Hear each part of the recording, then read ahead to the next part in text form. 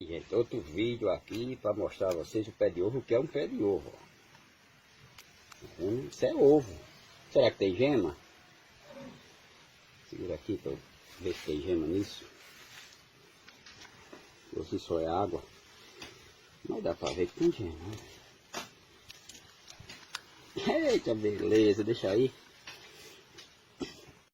ದಲ್ಲಿ ಮೊಟ್ಟೆ ಬೆಳೆದ ಐಐಟಿ ಸಂಶೋಧಕರು ಮೊಟ್ಟೆ ಮಾಂಸಾಹಾರಿಯೋ ಅಥವಾ ಸಸ್ಯಾಹಾರಿಯೋ ಎಂಬ ವಾದ ಪ್ರತಿವಾದಗಳು ನಡೆಯುತ್ತಲೇ ಇವೆ. ಕೆಲವರು ಕೋಳಿಯ ಭ್ರೂಣವಾಗಿರೋದ್ರಿಂದ ಇದು ಮಾಂಸಾಹಾರಿ ಅಂತಾರೆ.